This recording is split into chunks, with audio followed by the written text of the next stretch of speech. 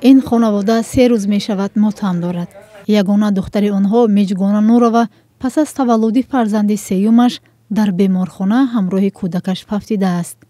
نزدیکان میجگانا ادعا دارند که دختر آنها در نتیجه خنک نظری و اشتباه طبیبان جان باخته است. یا چقدر دختر میزنن، میجکن، ماتکر میکفونن. ایسو گودک وزبین شید مرد دستمون دادن. ایسو دختر اپراتسیا در آوردن. با گفته نزدیکان میجگانا دوام 20 روزه که بعد تولد در بیمارخانه بستری بود 4 یا 5 بار جراحی شده است. خونرو شده چشیده گفتن اپراتسیا میکنیم. اپراتسیا کردن نگفتن که چی گپه. دنبادم با همه اپراتسیا رفتن گیرید. آخران تا آخران پنجم اپراتسیا ده اینا بعد آخران بعد مرده شده دست ما دادن. طبیبان این ادعا را رد میکنند. آنها میگویند میجگانا که از درد گرده و کمخونی اذیت میکشید تنها 2 مرتبه با روزگی نزدیکانش جراحی شده است. روزگی خطی هست. اصلا 2 جراحی گذشتگی. باری اول ما اکسترپاسیای بچه‌دون گذراندیم. باری دوم به خاطر نبودن پیشاب و نفرستومای گرده ها گذاشته شد که زن از گفته های جمع کردگی انامنزیمو زن در سن 14 سالگی جراحی گرده شدگی یک تا گرده طرف راستش پوچ شوی مشاهده می شده است.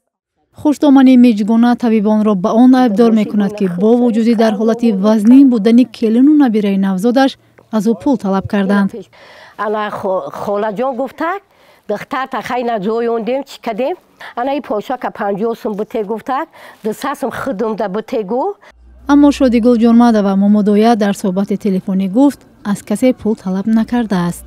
نزدیکان میجگانا نورова از بالای طبیبان به مقامات شکایت کردند و حالا نتیجه تشخیص سودی طبی را که با درخواست آنها انجام شده است منتظرند. خود طلب داریم که میشه تر بیاره با قانون دولتی جزوتیه. در بیمارخانه مرکزی شهر وحدت سبب احتمالی مرگ میجگانا و کودکش را در بیماری‌های مزمن مادر و با تأخیر آوردن به بیمارخانه می‌بینند.